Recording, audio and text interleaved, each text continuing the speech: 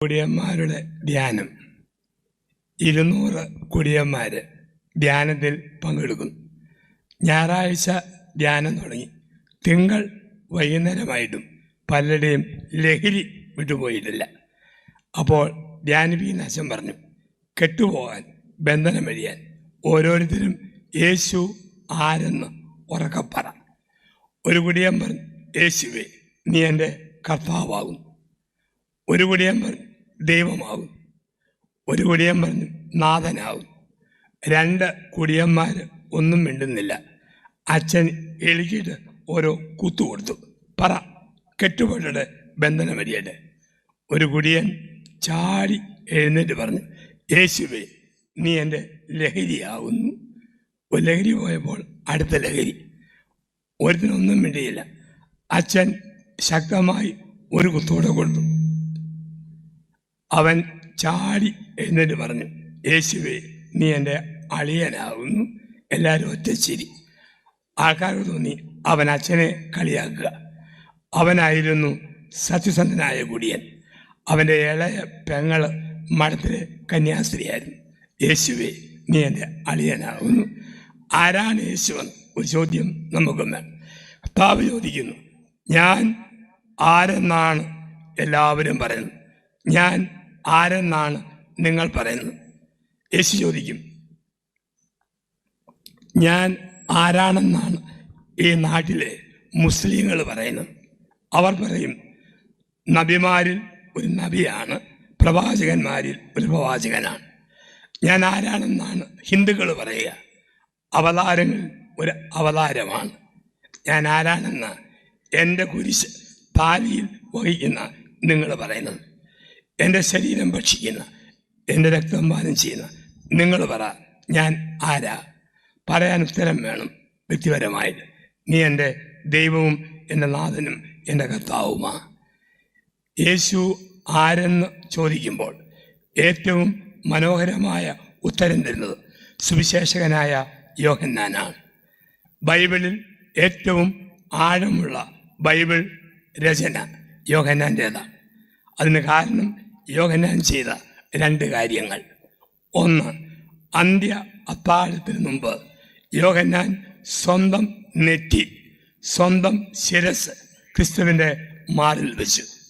എന്ന് പറഞ്ഞാൽ സ്വന്തം ബുദ്ധി, സ്വന്തം യുക്തി, സ്വന്തം ആലോചന ദൈവത്തിന് കൊടുത്തു.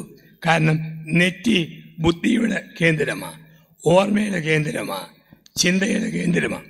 അതുകൊണ്ടാണ് കുരിശുവര തിരുനാളിൽ നെറ്റിയിൽ കുരിശു വരയ്ക്കും. എൻ്റെ ബുദ്ധി, എൻ്റെ യുക്തി, എൻ്റെ സർവസ്വവും എൻ്റെ കർത്താവിന് ഞാൻ കൊടുക്കുന്നു. അതാണ് നെറ്റി കുരിശു വരയ്ക്കുക. യോഹന്നാൻ സ്വന്തം ശിരസ് ക്രിസ്തുവിൻ്റെ മാറിൽ ചായച്ചു. 2ാമത് ദുഃഖവെള്ളിയാഴ്ച കാൽവരി കുരിശിൻ്റെ ചുവട്ടിൽ നിന്ന് യോഹന്നാൻ പോരുമ്പോൾ നരബാധിച്ച മുടിയുള്ള ഒരു സ്ത്രീയുടെ വലതു കൈയിൽ യോഹന്നാൻ പിടിച്ചിരുന്നു. അത് യേശുവിൻ്റെ അമ്മയായ മറിയം. യോഹന്നാൻ്റെ ശിരസിൽ ക്രിസ്തുവും ഹൃദയത്തിൽ മറിയവും. യോഹന്നാൻ അഗ്രഗണ്യനായിത്തീർന്നു. യോഹന്നാൻ്റെ സുവിശേഷത്തിന് ബൈബിൾ പഠനങ്ങളിൽ 3 പേരുകൾ, 4 പേരുകൾ. 1, ജീവൻ്റെ സുവിശേഷം. 2, പ്രകാശത്തിൻ്റെ സുവിശേഷം. 3, അടയാളങ്ങളുടെ സുവിശേഷം. 4, സമൃദ്ധിയുടെ സുവിശേഷം. 4 പേരുകൾ അറിയപ്പെടുന്നു. ജീവൻ്റെ സുവിശേഷം, പ്രകാശത്തിൻ്റെ സുവിശേഷം, അടയാളങ്ങളുടെ സുവിശേഷം, സമൃദ്ധിയുടെ സുവിശേഷം. യോഹന്നാൻ പറയും, യേശു എവിടെയുണ്ടോ അവിടെ സമൃദ്ധി. 10 രൂപ കയ്യിലില്ലെങ്കിലും കർത്താവുള്ളപ്പോൾ 10 ലക്ഷം ഓർക്കാതെ കയ്യിൽ വരും. 10 കോടി കയ്യിലുണ്ടെങ്കിലും ഓർക്കാതെ കൈക്കൊരു ഓട്ട വീഴും. കർത്താവുണ്ടോ എല്ലാം ഉണ്ട്, കർത്താവില്ലേ ഒന്നുമില്ല. യോഹന്നാൻ 2 യേശു വന്നപ്പോൾ 7 ഭരണി വീഞ്ഞിൻ്റെ സമൃദ്ധി. യോഹന്നാൻ 6 യേശു വന്നപ്പോൾ 12 കൊട്ട അപ്പത്തിൻ്റെ സമൃദ്ധി. യോഹന്നാൻ 21 യേശു വന്നപ്പോൾ 153 മത്സ്യത്തിൻ്റെ സമൃദ്ധി. യേശു ഉണ്ടോ നമുക്കെല്ലാം ഉണ്ട്, കർത്താവില്ലേ നമുക്കൊന്നുമില്ല. അതുകൊണ്ടാണ് സമൃദ്ധിയുടെ പ്രതീകമായ വെള്ളം യോഹന്നാനിൽ കാണും. യോഹന്നാൻ്റെ സുവിശേഷത്തിൽ മുഴുവൻ വെള്ളമാണ്. 1-ാം അധ്യായത്തിൽ വെള്ളത്തിൽ മീൻ പിടിച്ചവരെ ശിഷ്യരാക്കി. 2-ാം അധ്യായത്തിൽ വെള്ളം വീഞ്ഞാക്കി. 3-ാം അധ്യായത്തിൽ മാമോദീസ വെള്ളം, നിക്കോദേമോസേ വീണ്ടും ജനിക്കണം. 4-ാം അധ്യായത്തിൽ യാക്കോബിൻ്റെ കിണറ്റിലെ വെള്ളം. 5-ാം അധ്യായത്തിൽ ബെസേല കുളത്തിലെ വെള്ളം. 6-ാം അധ്യായത്തിൽ വെള്ളത്തിൻ്റെ മേലെ നടന്നു. 7-ാം അധ്യായത്തിൽ ദാഹിക്കുന്നവൻ വന്ന് കുടിക്കുക. 9-ാം അധ്യായത്തിൽ ശീലോഹ കുളത്തിലെ വെള്ളം. 13-ാം അധ്യായത്തിൽ വെള്ളം കൊണ്ട് പാദം കഴുകി. 19-ൽ പടയാളി കുത്തിയപ്പോൾ വെള്ളവും രക്തവും ഒഴുകിയിറങ്ങി. 21-ൽ ഏത് വെള്ളത്തിൽ നിന്ന് ശിഷ്യരെ വിളിച്ചോ ആ വെള്ളത്തിലേക്ക് തിരിച്ചു നടത്തി. അർത്ഥം കർത്താവുണ്ടോ സമൃദ്ധി. ഈ ആമുഖത്തോടുകൂടി ധ്യാന വചന വ്യാഖ്യാനത്തിലേക്ക് കടക്കാം. യോഹന്നാൻ പഠിപ്പിക്കുന്നു യേശുക്രിസ്തുവിൻ്റെ 7 അധികാരങ്ങൾ. യേശുവിൻ്റെ 7 അധികാരങ്ങൾ. 7 പരിമിതിയല്ല, 7 പൂർണ്ണതയാണ്. ഏഷ്യ മൈനറിലെ 7 സഭകൾക്കായി വെളിപാട് പുസ്തകം. മഴവില്ലിന് 7 വർണ്ണങ്ങൾ. തിരുസഭയിൽ 7 കൂദാശകൾ. 7 പൂർണ്ണതയാണ്. യേശുവിൻ്റെ 7 അധികാരങ്ങളെ യോഹന്നാൻ പഠിപ്പിക്കുന്നു. 1, ഗുണമേന്മയുടെ മേൽ അധികാരമുള്ളവൻ യേശു. ഗുണമേന്മയുടെ മേൽ അധികാരമുള്ളവൻ യേശു.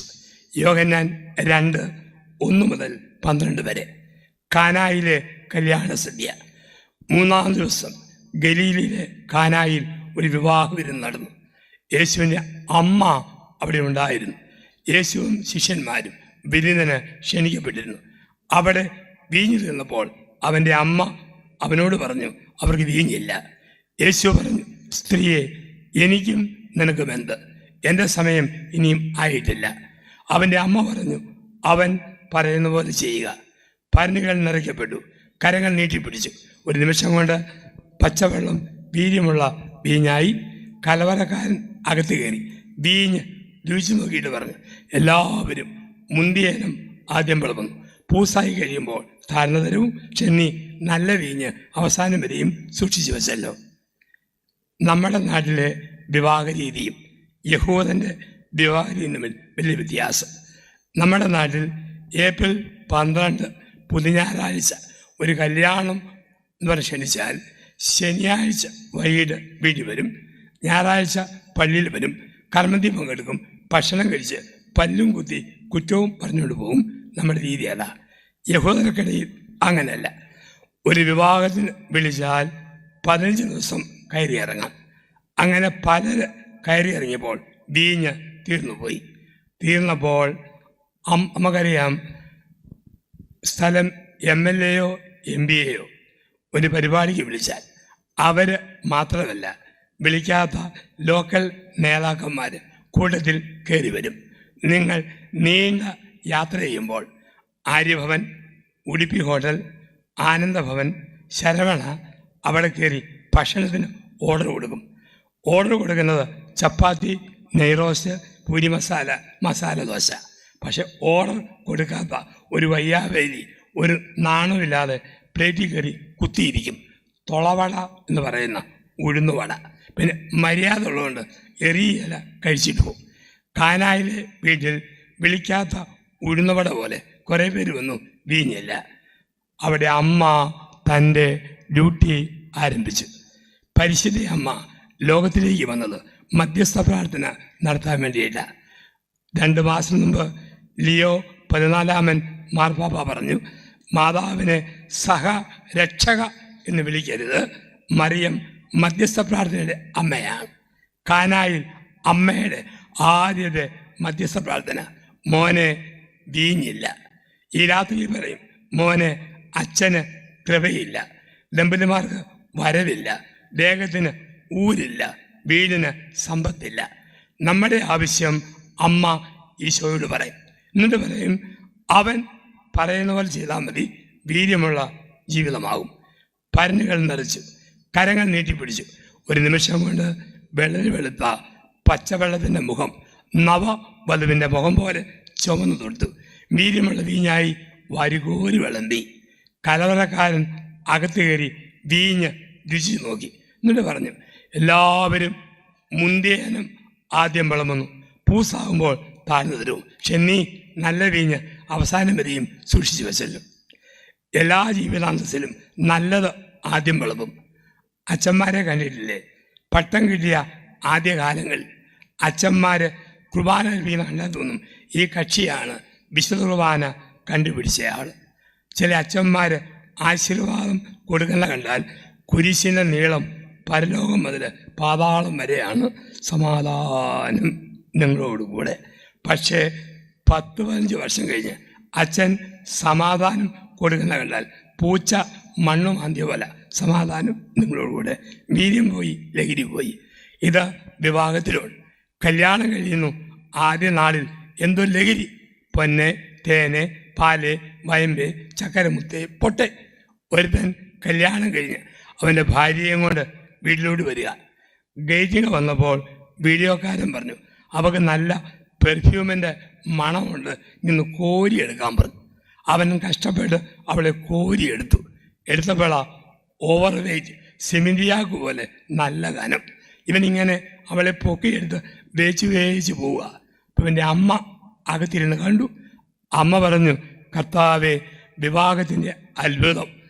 5 കിലോ റേഷനറി കിട്ടിയാൽ ഓട്ടോറിക്ഷയെ കൊണ്ടുവരുന്നവനാ. 62 കിലോ ചുമന്നോണ്ട് വരുന്ന വരവ് കണ്ടില്ലേ? ആദ്യകാലത്ത് തീഷ്ണത, പിന്നീട് ഒരു മരവിപ്പ്. കഴിഞ്ഞ 50 നോയമ്പിൽ ഒരു പള്ളിയിൽ ഞാൻ ധ്യാനിപ്പിക്കുക. വൈകിട്ട് 5:30 മുതൽ 8:30 വരെ.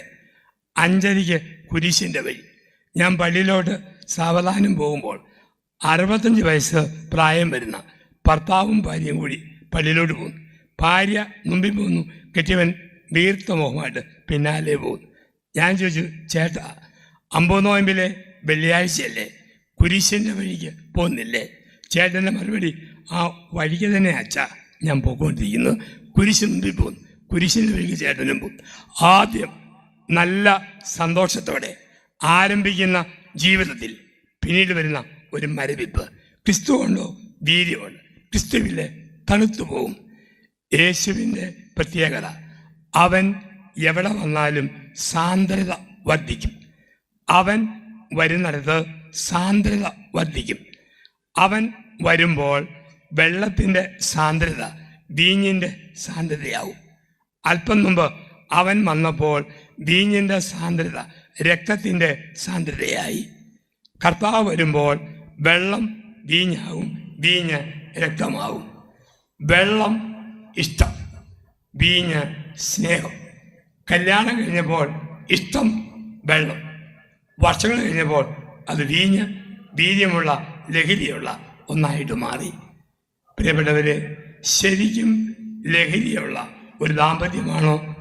എന്തും ഭാര്യ സഹിക്കും, എന്തും ഭർത്താവ് പുറകും, എന്തും മാതാപിതാക്കൾ ക്ഷമിക്കും. ലഹരി ഉണ്ടെങ്കിൽ വെള്ളപ്പാണ്ട് വന്നാലും ദേഹം മരവിച്ചാൽ ഭാര്യയെ ഭർത്താവിന് മറക്കാൻ പറ്റില്ല. കുടിച്ച് പൂസായാലും രോഗം വന്നാലും ഭർത്താവിന് ഭാര്യയ്ക്ക് മറക്കാൻ പറ്റില്ല. അത് ലഹരിയായി കഴിയുമ്പോൾ ഭക്ഷണത്തിന് രുചിയില്ലേലും പരാതിയില്ല, എന്തെല്ലാം പ്രശ്നം വന്നാലും പരിഭവമില്ല. അതാണ് വീഞ്ഞ് എന്ന് പറയുക. ഒരു നോൺ വെജ് ഹോട്ടലിൽ 75 വയസ്സുള്ള ഭർത്താവും ഭാര്യയും മിക്സഡ് ഫ്രൈഡ് റൈസും ചില്ലി ചിക്കനും കഴിക്കുന്നു. 8-10 കോളേജ് പിള്ളേർ ആ ഹോട്ടലിൽ കയറി. അവർ 2 റൗണ്ട് കഴിച്ചിട്ടും അങ്കിളും ആൻറ്റിയും കഴിച്ചിട്ട് ചെയ്യുന്നില്ല. അവർ നോക്കുമ്പോൾ ആദ്യം അങ്കിൾ കഴിക്കും, പ്ലേറ്റ് തള്ളിക്കൊടുക്കും. ആൻറ്റി കഴിക്കും, പ്ലേറ്റ് നിരക്കി കൊടുക്കും. അങ്കിൾ കഴിക്കും, പ്ലേറ്റ് പൊക്കി കൊടുക്കും. ആൻറ്റി കഴിക്കും, പ്ലേറ്റ് ഉന്തി കൊടുക്കും. പിള്ളേർ പറഞ്ഞു, അങ്കിൾ ആൻറ്റി പണം ഇല്ലാത്തതുകൊണ്ടല്ലേ പ്ലേറ്റ് വെച്ച് ഇങ്ങനെ നിരക്കുന്നത്. ഞങ്ങളുടെ വക ഒരു മിക്സഡ് ഫ്രൈഡ് റൈസ് ഞങ്ങൾ സ്പോൺസർ ചെയ്യാം. ഉടനെ അങ്കിൾ പറഞ്ഞു, വേണ്ട, അതെന്താ, ഞങ്ങൾ സമാധാനമായിട്ട് ഷെയർ ചെയ്യുകയാണ്. എന്താ ഷെയർ ചെയ്യുന്നത്? പറഞ്ഞു, ഞങ്ങളുടെ പല്ല്. ആദ്യം അങ്കിൾ കഴിക്കും, പിന്നെ ആൻറ്റിക്ക് കൊടുക്കും. ആൻറ്റി കഴിക്കും, അങ്കിളിന് കൊടുക്കും. ഇഷ്ടം സ്നേഹമാകുമ്പോൾ ഒന്നും ഒരു ബുദ്ധിമുട്ടുമില്ല. എന്തും സഹിക്കും, എന്തും പുറക്കും. കാന 3 ആത്മീയ ചിന്തകൾ നോമ്പ് കാലത്ത് നമുക്ക് തരുന്നു.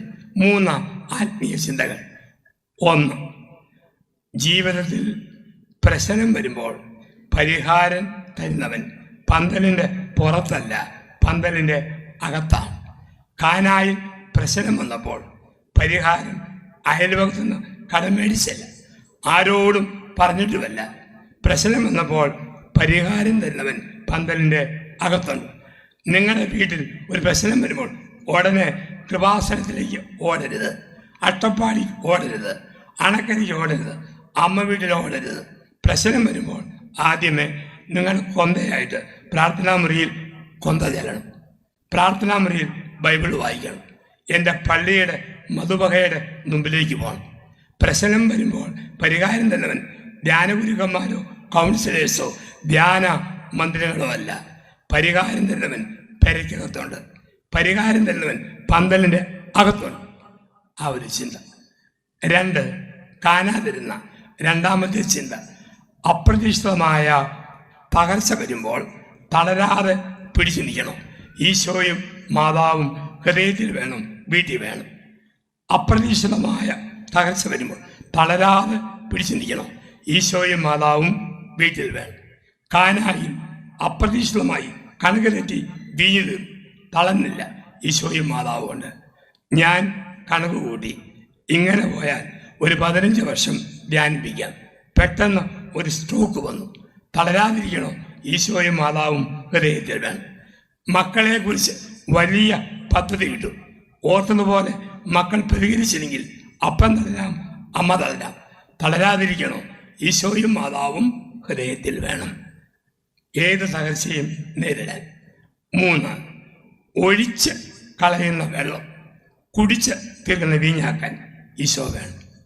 ഒഴിച്ച് കളയുന്ന വെള്ളം കുടിച്ചു തീർക്കുന്ന വീഞ്ഞാക്കാൻ ക്രിസ്തു വേണം. കാനായി 6 പേരിന് വെള്ളം ഒഴിച്ചു കളയാനാ യേശു വന്നപ്പോൾ കുടിച്ചു തീർക്കുന്ന വീഞ്ഞായി മാറി. ആവശ്യമില്ലാതെ മേടിച്ചു വെക്കുന്ന ചെരുപ്പുകൾ, ആവശ്യമില്ലാതെ മേടിച്ചു വെക്കുന്ന സാരി, വസ്ത്രങ്ങൾ, ആവശ്യമില്ലാതെ മേടിക്കുന്ന സ്വർണം, അനാവശ്യമായ ബർത്ത്ഡേ സെലിബ്രേഷൻ, വേസ്റ്റ്, ഇത് ഒഴിച്ചു കളയുന്ന വെള്ളമാണ്. അത് കുടിച്ചു തീർക്കുന്ന വീഞ്ഞാകണം. എൻ്റെ കുട്ടിക്ക് 2 ചെരുപ്പ് മേടിക്കുമ്പോൾ, ചെരുപ്പ് മേടിക്കാൻ കാശില്ലാത്ത ഒരു കുട്ടിക്ക് 2 ചെരുപ്പ് മേടിച്ചു കൊടുക്കണം. ഞാൻ സുന്ദരമായ വീട് പണിയുമ്പോൾ ഒരു മനുഷ്യൻ്റെ വീട് നന്നാക്കാൻ അല്പം പണം കൊടുക്കണം. ആഘോഷങ്ങൾ ചുരുക്കിക്കൊണ്ട് അത് പാപങ്ങളുമായി പങ്കുവെക്കുമ്പോൾ അതാണ് ഒഴിച്ചു കളയുന്ന വീഞ്ഞ് കുടിച്ചു തീർക്കുന്ന വീഞ്ഞായി മാറും. ചിലർക്ക് എന്തോ ഒരു കുടിയും കള്ളും ബഹളവും. കുറച്ച് മാസങ്ങൾക്ക് മുമ്പ് കോട്ടയം റെയിൽവേ സ്റ്റേഷനിൽ മംഗലാപുരം ട്രെയിൻ കാത്ത് ആൾക്കാരിരിക്കുന്നു. 3 കുടിയന്മാർ ട്രെയിനെ കയറാൻ വേണ്ടി വന്നു. അവരങ്ങനെ ഇരുന്നപ്പോൾ ചൂളം മുഴുങ്ങി. 3 കുടിയന്മാരും ഓടി. 2 പേര് സീറ്റിലിരുന്നു. 3-മത്തവൻ ഇരിക്കാൻ തുടങ്ങിയപ്പോൾ വണ്ടി മുമ്പോട്ടെടുത്തു. ഈ കുടിയൻ തെറിച്ച് പ്ലാറ്റ്ഫോമിൽ വീണു. ട്രെയിനങ്ങ് പോയി. സ്റ്റേഷൻ മാസ്റ്റർക്ക് സഹതാപം തോന്നി. അദ്ദേഹം പറഞ്ഞു, കുടിച്ച് പൂസാകുന്നത് നാണക്കേടല്ലേ, അത്രയ്ക്ക് നിർബന്ധമാണ് വീട്ടിൽ കുടിച്ചിട്ട് കടന്നാൽ പോലെ. ഇതൊരു പാഠം, ഇനി പരസ്യമായിട്ട് കുടിച്ചേക്കരുത്. അടുത്ത ട്രെയിനിൽ മംഗലാപുരത്തിന് കയറ്റിവിടാം, വേറെ ടിക്കറ്റ് ഒന്നും എടുക്കണ്ട, ഞാൻ ക്രമീകരിച്ചോളാം. ഇപ്പം കുടിയൻ പറഞ്ഞു, പൊന്ന് സാറേ, അതല്ല പ്രശ്നം. എന്താ പ്രശ്നം? എൻ്റെ സാറേ, ഞാനായിരുന്നു മംഗലാപുരത്തിന് പോകേണ്ടത്. അവന്മാർ ട്രെയിൻ കയറ്റി വിടാൻ വന്നതായിരുന്നു. അവർ മംഗലാപുരത്തിനും പോയി, ഞാൻ കോട്ടയത്തും കിടപ്പുണ്ട്. ഈ ഒഴിച്ചു കളയുന്ന വെള്ളം ഒത്തിരിയുണ്ട്, അത് കുടിച്ചു തീർക്കുന്ന വീഞ്ഞാക്കണം.